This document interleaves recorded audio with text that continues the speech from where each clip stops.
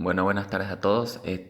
Vamos a traer el día de hoy el final de este tema de beta bloqueadores. Vamos a ver indicaciones, vamos a ver efectos secundarios, contraindicaciones, interacciones farmacológicas, selección del beta bloqueante. Con esto terminamos este tema de beta bloqueadores, que fue un tema bastante largo, de los más largos que hemos visto hasta ahorita, pero merece darle un buen repaso a todos esos puntos que hemos citado, ¿no? Porque la parte de la farmacología cardíaca es muy importante en, en las consultas que tengamos, ¿no? Como médicos. Son bastante frecuentes las patologías cardiovasculares que vamos a tener. Bueno, entonces vamos a comenzar hablando de las indicaciones de los beta bloqueadores. Los beta bloqueadores se usan en fibrilación auricular, ya sea persistente o permanente, en pacientes con insuficiencia cardíaca, o sea, una fibrilación acompañada con una insuficiencia cardíaca, con fracción de eyección conservada, ¿no? Entonces, la fracción de eyección normal es de 50 a 75%. ¿Y qué es lo que mide la fracción de eyección? ¿Qué es lo que mide la fracción de eyección? No mide el porcentaje de sangre que pulsa el corazón en cada latido cardíaco, ¿sí? Lo normal es 50 a 75%. Anotarlo bien eso. Entonces tenemos también otras indicaciones, las taquicardias supraventriculares, o sea, las taquicardias que se producen a nivel auricular, ¿no? Ahí tenemos varias, la taquicardia sinusal, la taquicardia por reentrada nodal, ¿no? Etcétera. Que eso lo vamos a ver en la parte de tratamiento de los manejos de las arritmias, ¿sí? Un capítulo aparte. Tenemos la cardiopatía isquémica, otra indicación para los beta bloqueadores. Y estos fármacos beta bloqueadores deben administrarse en todo paciente con infarto agudo de miocardio y disfunción o arritmias ventriculares, ¿sí? Clasificación 1A. Entonces, estos fármacos deben administrarse en todo paciente que tenga infarto agudo de miocardio y disfunción o arritmias ventriculares, ¿no? Los beta bloqueadores están aconsejados para estos casos. También deben considerarse los beta bloqueantes durante el ingreso hospitalario a todo paciente con infarto agudo de miocardio, fuera de su fase aguda o descompensada. Esto es muy importante. En un infarto agudo de miocardio que ingresa a nuestra emergencia, que es una de causa aguda y está descompensado, entonces no podemos administrarle un fármaco beta bloqueador, sino después de esa fase de descompensación. Cuando el paciente ya esté estable, podemos administrar inmediatamente los beta bloqueadores, ¿sí? Después de pasar esa fase de descompensación por el infarto agudo de miocardio, ¿sí? Ahí está aconsejado el uso de los beta bloqueadores. Tenemos por otro lado la insuficiencia cardíaca, que es nuestro próximo tema después de antihipertensivo. Se recomienda un beta bloqueador asociado con un IEK o ARA2, antagonista de los receptores de angiotensina 2, en los enfermos con insuficiencia cardíaca y fracción de eyección ventricular izquierda menor a 40%. Lo normal hemos dicho 50 a 75%, la fracción de eyección. Entonces, con fracción de eyección menor a 40%, para disminuir el riesgo de hospitalización y muerte prematura. Entonces, podemos en la insuficiencia cardíaca combinar un beta bloqueante con un IEK o ARA2, ¿no? ARA2 en los enfermos con insuficiencia cardíaca, con fracción de eyección menor al 40%, ¿no? Bien, entonces sigamos. Parte del uso de los beta bloqueadores en la insuficiencia cardíaca, se recomiendan los beta bloqueadores como tratamiento de primera línea para controlar la frecuencia ventricular, la hipertensión y aliviar la angina por los beneficios asociados con su uso. O sea que los fármacos beta bloqueadores se dan en los casos de insuficiencia cardíaca que acompañen un aumento de la frecuencia ventricular, un aumento de la presión arterial o en caso de que tenga una angina, ¿no? Una angina, un proceso de angina. Así que el fármaco beta bloqueante va muy bien para estos casos, en donde la insuficiencia cardíaca está acompañado de esto, ¿sí? Bien. Entonces tenemos otra indicación, es la insuficiencia cardíaca post-infarto agudo de miocardio, IAM. Se recomienda un betabloqueante en pacientes con una fracción de eyección menor al 40%, después de la estabilización, para reducir el riesgo de muerte y reinfarto. Entonces se recomienda el uso de un betabloqueador en estos pacientes con fracción de eyección menor al 40%. Esto justamente para reducir, ¿no? Para prevenir el riesgo de muerte y reinfarto. O sea, están recomendados los fármacos betabloqueadores en una insuficiencia cardíaca post-infarto agudo de miocardio, ¿no? Bien, entonces los fármacos betabloqueadores hay que tener muy en cuenta que no se los usa en insuficiencia cardíaca descompensada, en shock cardiogénico, en bradiarritmias tampoco se usan, ¿ya? En hipotensión o shock hemorrágico tampoco se usan. En ninguna etapa descompensada, en ninguna etapa de descompensación cardiovascular, los betabloqueadores están recomendados su uso. Entonces, primero hay que estabilizar cada uno del el proceso patológico, ¿no? Para luego poder administrar los betabloqueadores. Claro que en las arritmias, como la taquicardia supraventricular o la fibrilación auricular, está recomendado por su efecto de disminuir la frecuencia cardíaca, disminuir la conducción auricoventricular, ¿no?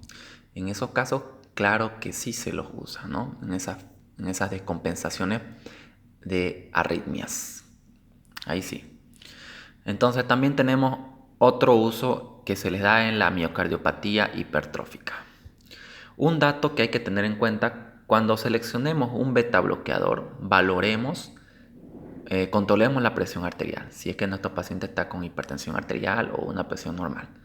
La frecuencia cardíaca es muy importante porque los fármacos beta bloqueadores me disminuyen la presión arterial, ¿no?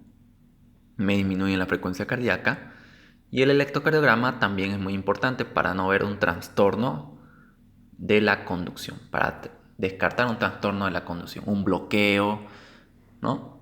Un bloqueo cardíaco, ¿no? Todos esos se usa el electrocardiograma para descartar, ¿no? Un trastorno de la conducción eléctrica del corazón. Así que eso hay que tomar en cuenta para usar los beta bloqueadores. Por este otro lado tenemos los efectos secundarios. Los efectos secundarios de nuestros fármacos, ya tenemos aquí dibujos, nunca pueden faltar unos dibujos en nuestros temas, ¿no? Tenemos acá un corazón, ¿no? Los efectos secundarios cardíacos. Tenemos la bradicardia, la disfunción sinusal, el bloqueo auricoventricular, la descompensación de la insuficiencia cardíaca, hipotensión arterial, ¿no? A nivel cardíaco, los efectos secundarios que nos puede dar son estos.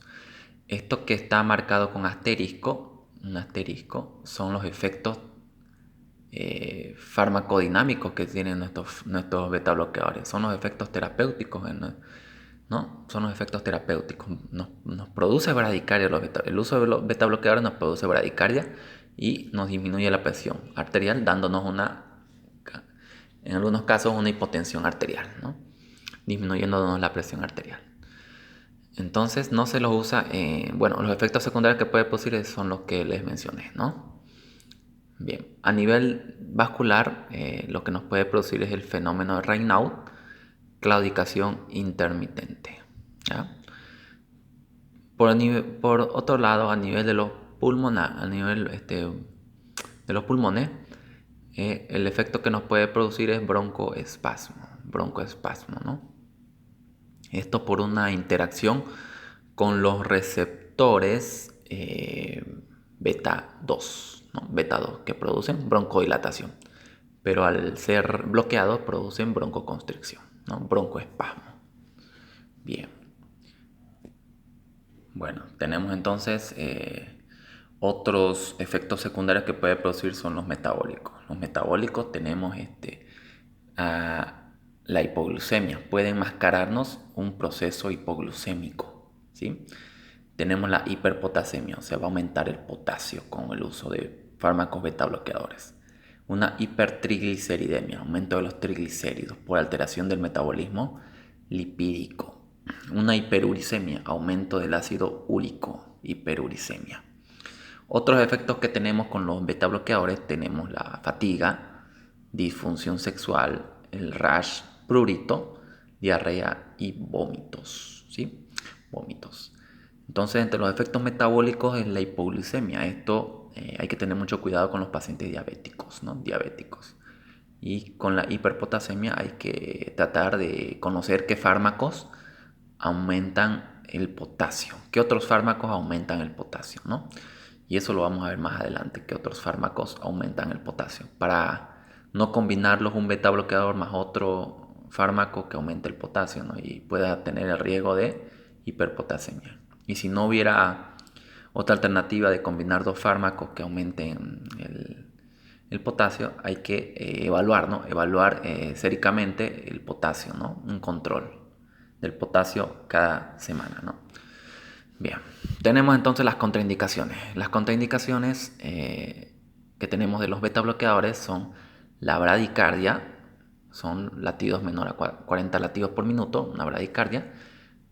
Claro que es menor a 60, ¿no? La bradicardia. Menor a 60 ya se considera una bradicardia. Pero aquí nos dice que la literatura habla de los 40 latidos por minuto, una bradicardia. Con los beta bloqueadores, ¿no?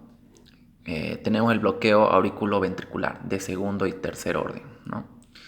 Insuficiencia cardíaca sistólica descompensada, contraindicado.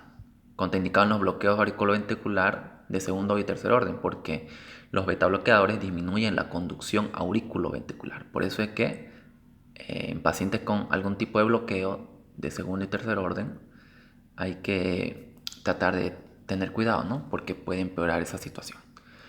Insuficiencia cardíaca sistólica descompensada tampoco, es una situación de descompensación y sistólica, ¿no? Una falla de bomba. No podemos darle a un fármaco beta bloqueador que va a darle bradicardia y que va a producirle hipotensión arterial a un paciente que está con una falla de bomba izquierda, ¿no? Así que no podemos darle a un paciente con una insuficiencia cardíaca descompensada. Vamos a empeorar su cuadro, ¿no? Hipotensión arterial y shock, ¿no? Shock hipovolémico, ¿no? Imposible, ¿no? Ahí está bien claro que no hay que dar, ¿no? En estos casos. Angina de Prinzmetal también. Otras contraindicaciones a nivel pulmonar tenemos el asma, es relativo, ¿ya? Esto con asterisco es relativo.